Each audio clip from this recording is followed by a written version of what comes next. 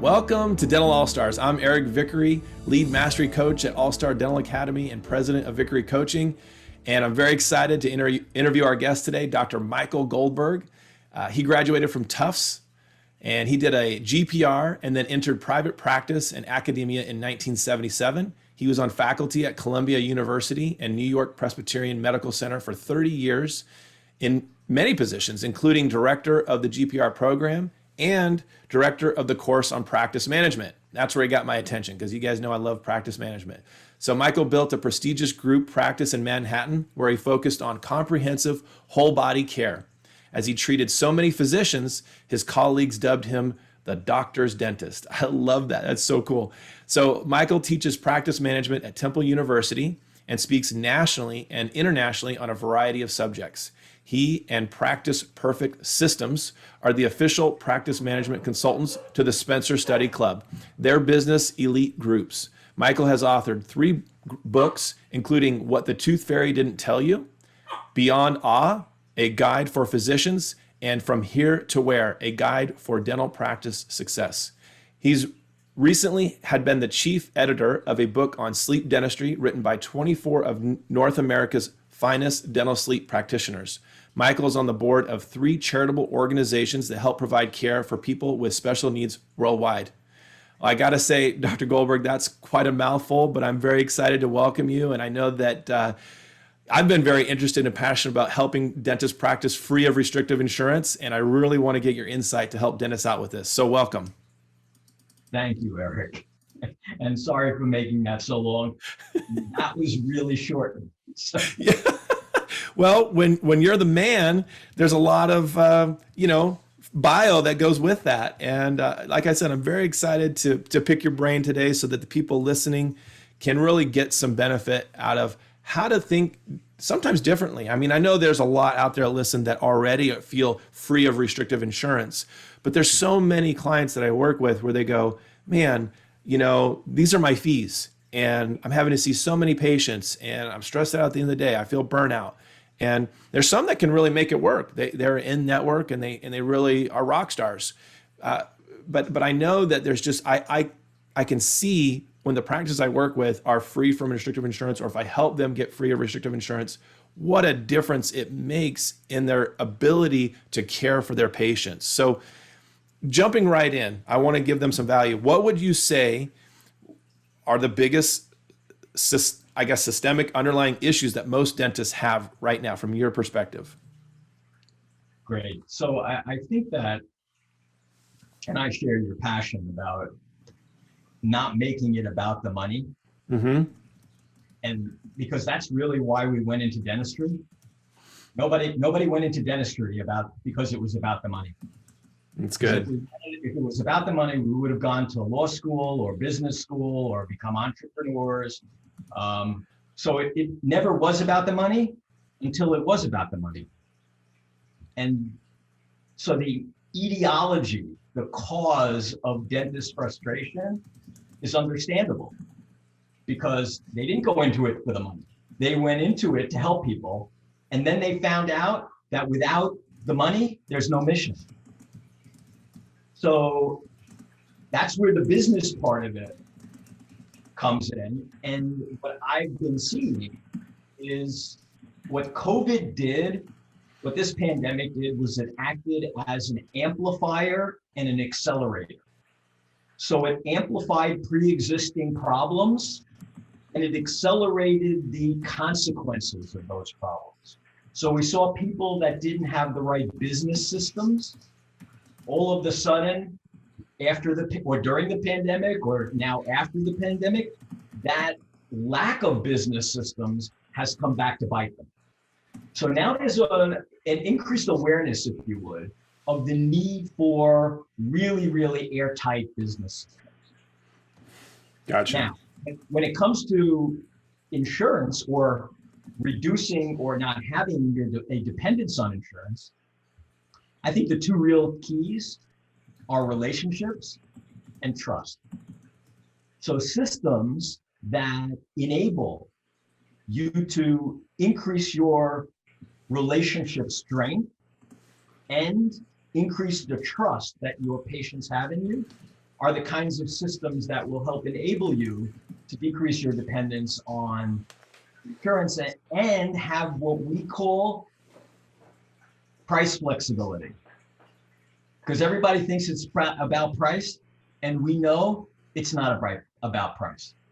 If everything was about price, nobody would be driving around in a Mercedes. Everybody would be driving around in the same inexpensive car, because they both take you from place A to B. So we know it's not about price. And what insurance companies do is they make it about price. And then dentists buy into that. And they make it about price. Yeah. Yeah. You know, I say to clients all the time that it's like the marriage, and all of us, you know, maybe know this type of relationship where for some reason they got married for the money. Whatever reason that was, right? They got married for the money. Okay. So we might know some people. That's right. So when the money's gone, guess what happens? The relationship's gone. So when you look at a marriage, you look at the relationship is built upon what you said, communication, trust, you know, they actually come see you because of something they benefit from, not because it's just about the money.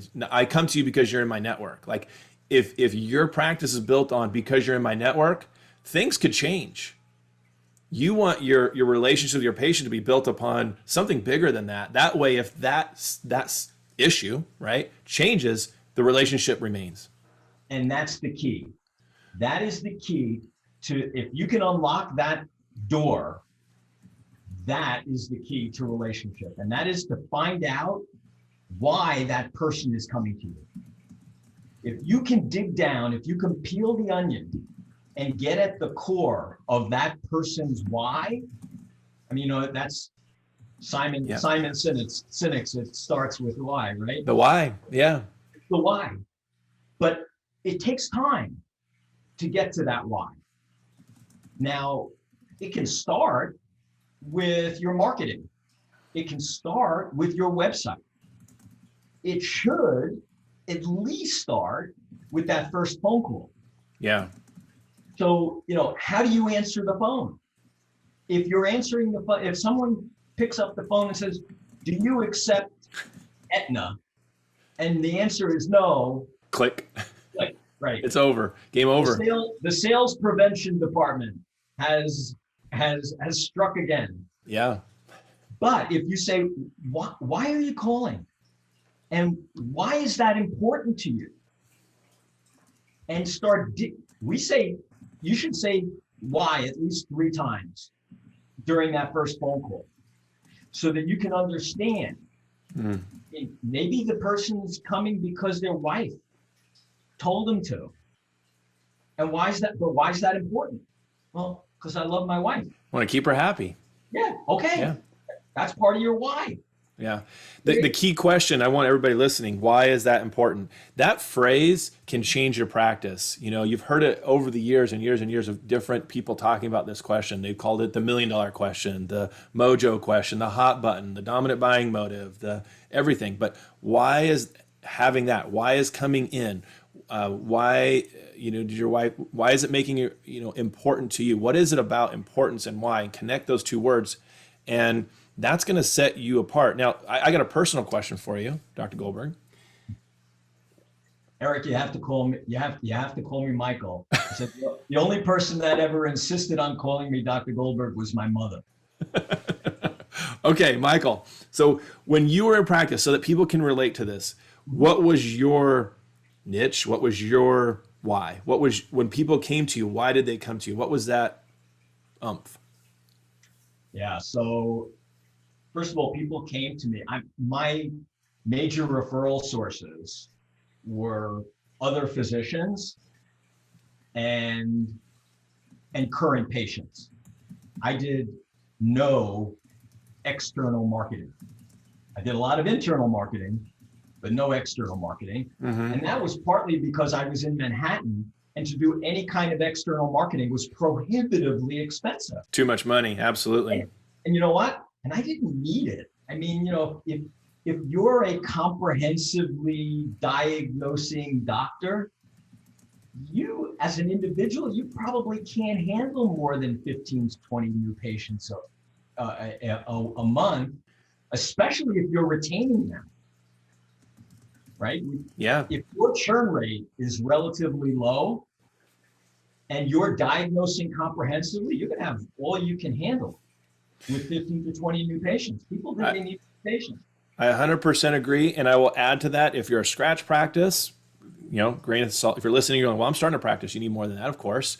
And if you have a clientele, a patient base that is nomadic, they're moving through a lot, that would be the other reason that you may need to adapt that. But there are systems to allow you to see more new patients in a way that whittles it into, and I don't count, I would assume you're with me on this. I don't count emergencies. I don't count kids. I count, adult comprehensive exam new patients. You agree with that? EO150s. Yes, exactly. So when you tell me you're seeing 60 new patients and 45 of them were kids and 10 of them were emergencies, you're not playing the game right. You're not, because your treatment planning is not going to be to the same level as somebody who saw 15 comprehensive exam new patients. Is that fair? Well, the only thing I would say is I'm not sure about kids, because a kid usually, so it's interesting.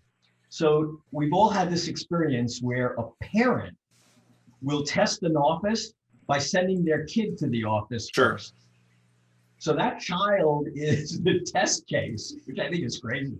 Yeah. But the child is the test case for the doctor's, for the family's relationship with that dental office. And one of the principles that we have is he who controls the family first controls them forever. And I have a good friend, Dustin Burleson, who's an orthodontist in Kansas City. And he figured that out. He's a brilliant, he studied marketing before he studied dentistry. And he understands that. And he understands that when a patient comes into his orthodontic practice, if he treats the child well, he could actually treat the entire family, and that's what he did. He went ahead and he hired a pediatric dentist, and then he hired a general dentist, because people like to be treated well. And all in one spot. Exactly, all in one spot, exactly. Yeah. Which is why I built a multi-specialty group. Yes. Now we're getting into it. So, and I will add to what I said before is there's just a different size of treatment planning when it goes to, I saw 10 new patients this month, they were all kids, versus I saw 10 comprehensive adult exams. Not saying that the kids aren't important. We need the kids in the practice for sure, because we want the whole family, right?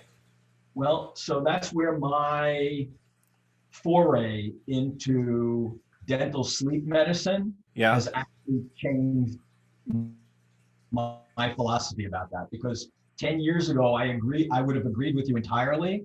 But now I believe that there are so many adults that are suffering from obstructive sleep apnea because of a lack of attention to growth and development issues. Sure. So I think children, if you're going to treat children, and I did early on in my career and I stopped, but if you are going to treat children, the growth and development part of it is hugely complex and presents a huge opportunity for comprehensive treatment planning for children. And growth and development guidance. Yep. So I just did a podcast on airway dentistry on this, and talking about growth and everything with kids, and same sort of thing. So if you're doing that type of dentistry, then obviously getting kids in makes a huge difference. Absolutely. Awesome. Love it. So now that's your why. That's your why as a practitioner. There's also finding the patient's why, and that's what creates the relationship and builds the trust through communication. Right? And that's one of the things that's become a real challenge with the pandemic. And so my philosophy was, and this is something that goes against the grain for most of the listeners here, I believe that because I wanted to develop that relationship, and I was probably the best person in our practice to determine the why, and that has to do with my personal strengths in communicating. Yeah. The new patient saw me first. And I spent enough time with that new patient to be able to figure out what that why was. Mm. And that is something that's almost impossible to do right now, mostly because no one is seeing a doctor without that doctor wearing a mask. Yeah, the connection is really hard. It's really hard. We know that they say between 70 and 93% of communication is nonverbal. And when you have a mask on and you're talking, that kind of relationship is not going to be as strong as it would otherwise be. Mm. Here's why.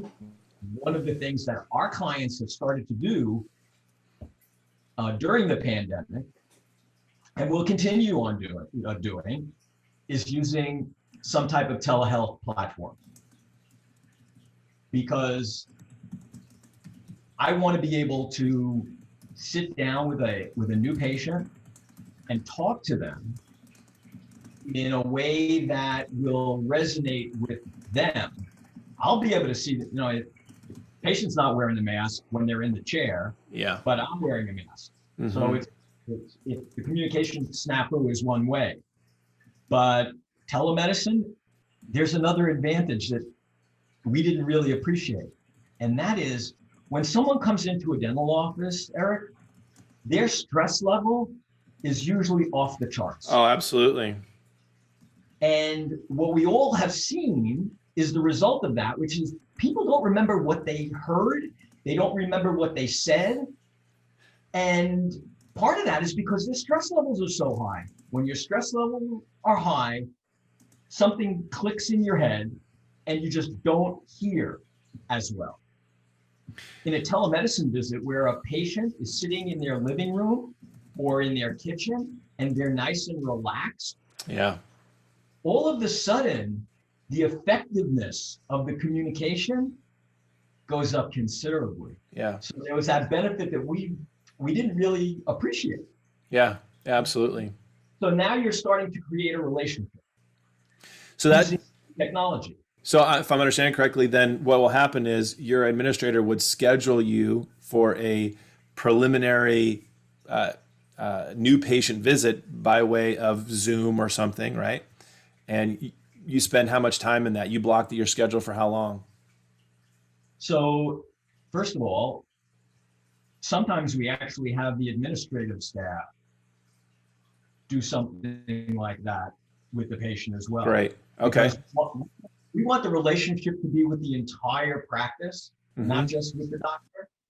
So if they have FaceTime available to them, if they have Zoom available to them, whatever platform they're comfortable using, and almost everyone is comfortable using some platform today.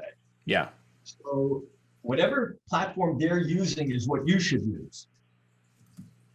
Now, I've heard people, doctors, I did a podcast last week about this, and it was actually a webinar, and someone in the chat room said, what code do you put on it and how much can you charge?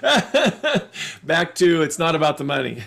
Right. I mean, it's like, okay, you didn't actually get what I was trying to say, but yeah, the point is that I don't care whether you charge for it or not. The money isn't in the visit that you're having with a new patient. The money is in the relationship. That's later on. Yeah, it shows up later on. Absolutely agree. What's your new patient value? Again, one of those things when you ask, when we've asked clients, how many people really know what their new patient value is? Almost none. And then they're basing decisions based on some fictitious number that someone might have, or they may have read someplace, or somebody may have told them, without any basis in any kind of business fundamentals. If you don't know what your new patient value is, how much do you know how to spend on marketing? Yeah. So what happened to us, it's an interesting story. So this stuff sort of came to a head for me when I entered the world of dental sleep medicine. because what I started seeing and what prompted me to start Practice Perfect Systems were doctors who were really well-meaning. They realized that there was this tremendous need out there for people to have oral appliances to treat dental sleep apnea. They tried to incorporate it into their practice and they fell on their face. That's right. Yeah, I've seen it. And I looked at that and I said, that's crazy. I mean, we need to fix that. Mm-hmm. And part of that is that they didn't understand the fundamentals. You know, if you're going to have a sleep practice where your lifetime patient value is based on an appliance that you're going to give somebody, that's a very different dynamic than if you're going to have a general comprehensive dental practice where you have specialists coming into your office as well. So you're really bumping up the lifetime patient value of that patient. You can afford to market for those people in a very different way than if somebody's getting, a piece of plastic that Medicare is giving you, $1,200 for. Gotcha. Yeah. No, and going back to that comment on the webinar, I think when you're in network and you're restricted by these insurance companies, you have to figure out how to charge for everything. And the mentality is I gotta every minute I gotta now account for financially. And I think when you're out of that restriction of insurance, you start to see things through that different lens where you go, it's about long-term relationship and value with this patient. And I'm doing a much larger case per patient than I would with all these insurance patients running through and doing one tooth at a time. You get to fully treat and fully care for a patient. So I 100% agree with you. Yeah, and we saw, and I've seen this happening gradually for decades now. And insurance companies have really done this well, and at the same time done a tremendous disservice to people because they've commodified what we as dentists do. And if we as dentists do fillings, crowns, straighten out teeth, that's a commodity. And if that's what you do, then you're going to get paid by the piece. But if you can switch that dynamic and say, it's not about what we do, it's about how we care for people, then all of a sudden, the financial issues go away. It's not a commodity. It's an experience, as opposed to going to Dunkin' Donuts and getting a cup of coffee, or going to Starbucks and getting a cup of coffee. Yeah. And the more you're known for doing dentistry that way, the more the people who are looking for that type of dentistry find you. Right. And that's one of the reasons that I loved the referrals from physicians. So when you get a referral from a physician, you have an automatic trust factor, right? Yeah. And then it's up to me. I already have the trust. Their doctor told them to see me. Now I have to build on that. And that's one of the great things about referral marketing. Yeah. I mean, if someone that has told you to go to someone that they've seen, that trust starts off at a exceedingly high level. The only way you can bump it up a little bit by, connecting to that person and strengthening the relationship. Absolutely. It's a great place to start from. Well, you build a niche that way for sure. And, we talk with clients all the time about, how do you go after a certain type of patient? You got to put yourself out there. It starts with one. You got to put yourself out there. So for some practical advice for the people that are listening, what would you say to someone who's like, okay, I'm ready to make the leap from being this, I'm feeling so restricted by what insurance will allow me to do, what they're dictating my fees. What would you say is the first thing they need to do to start moving their practice into just a more free range, non-restrictive insurance practice? Great question. First of all, you plan for it. Don't do it without some real significant strategic thought. And the key is all in communications. So I started my first newsletter in 1984. Went out to all my patients. So the first thing you want to start doing is communicating the heck out of your patient base. They need to know why coming to you is different than going to anybody else, any other type of health professional they see, because they're not getting communicated to by their physicians for sure. No one has the time. So if you want to stand out, and that's the point, you want to do that before you make the leap. So I want to clarify something, because someone's going to listen to this and go, oh, I'm going to send a letter to my patients to tell them I'm getting out of insurance. And we all say, don't do that. Every time I'm helping a practice recover, it's because they've made this mistake of just sending a letter saying, hey, we're no longer in network. And the patient reads that and throws it away and goes, all right, I'm switching dentists.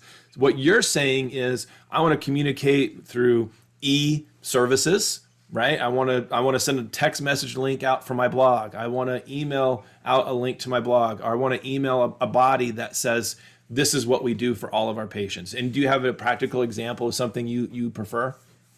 So first of all, I think one of the things that we've learned during this pandemic is people now read their mail. So and they're getting inundated with emails. Yeah. My suggestion to my clients is to do both. I gotcha. Have a digital presence and a physical print presence. Mm-hmm. So I do like the idea of a monthly newsletter. Got it. And I also like multiple digital platforms. Yeah. So it's not just email, it's not just text, it's social media as well. Again, depending on your demographics. Yep.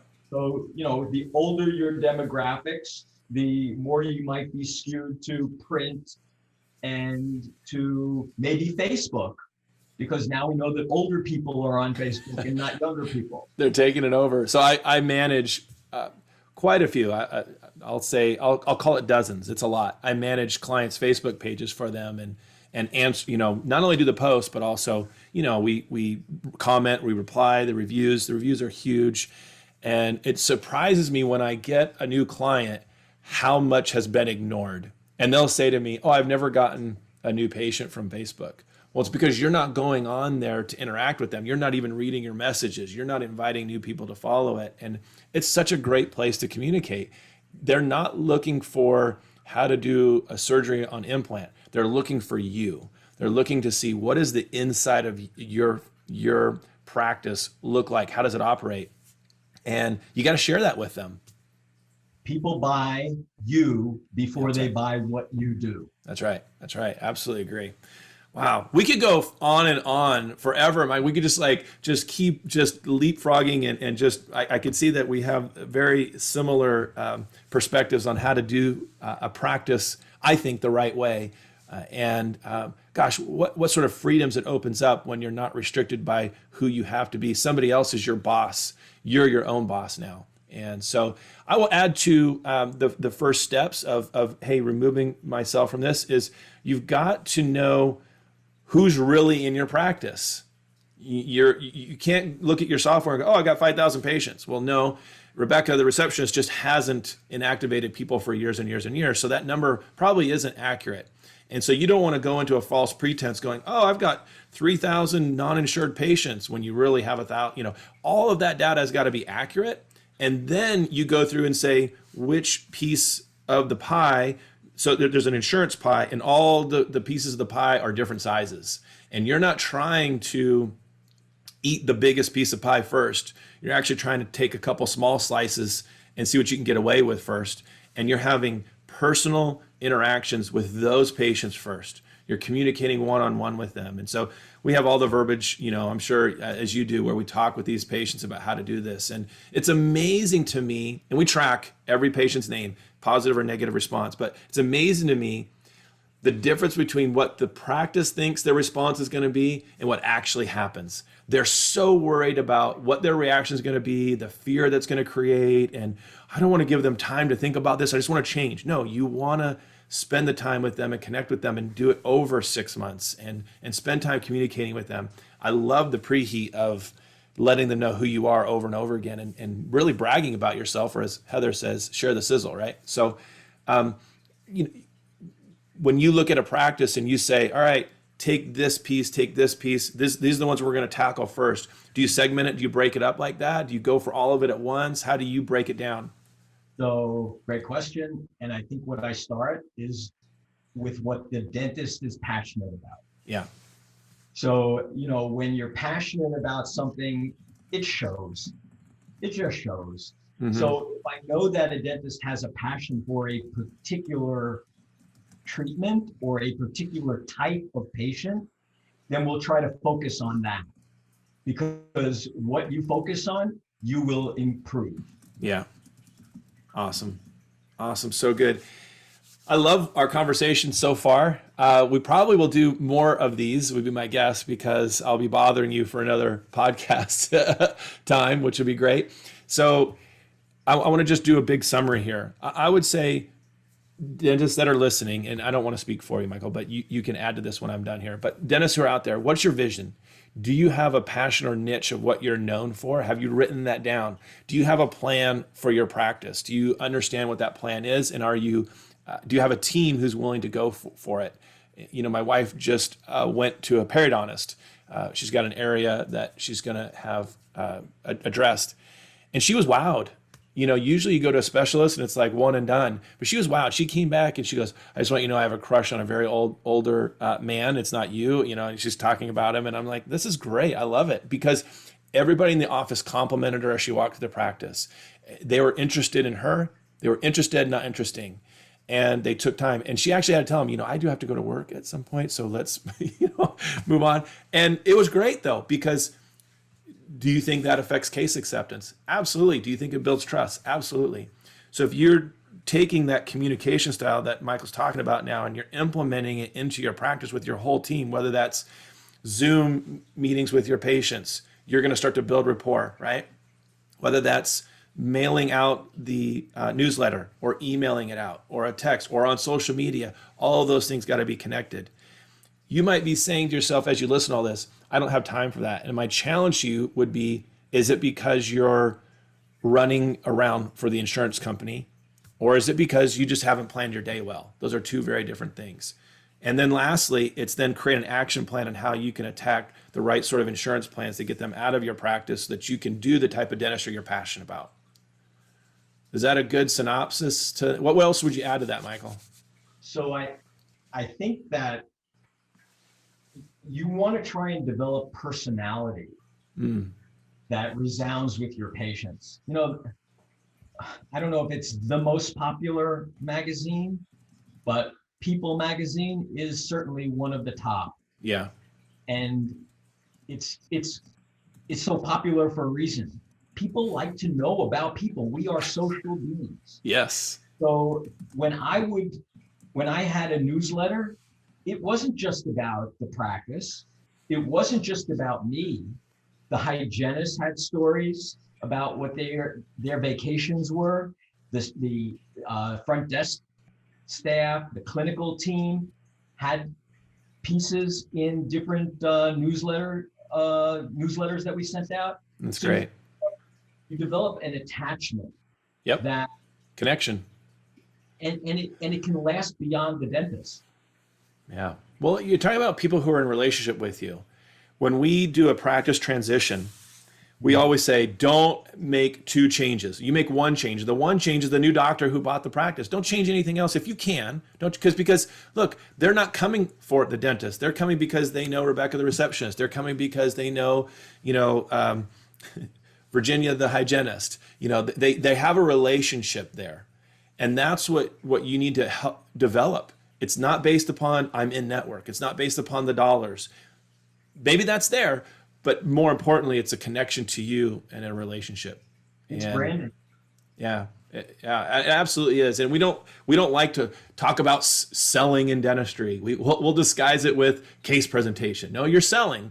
So get used to that part, but do it in a way that makes you feel and the patient feel like you're not pressure selling. Do it in the right way. Find their why, figure out what that is, connect the treatment to that why, and all of a sudden you're going to see your case acceptance not only go up, but expand on size of cases, right? Yeah, I think everybody on the dental team should be reading Daniel Pink's To Sell is Human. Say it one more time. Daniel Pink, To Sell is Human. That's good. Not a dental book? Yeah. I try not to read dental books other than ones that I'm writing. That's awesome. Yeah, I figured it wasn't. I'm going to put it on my list. So I have a YouTube list where I just put all the books on audio that are on YouTube now that I want to get to, or I want my clients to listen to, or whatever.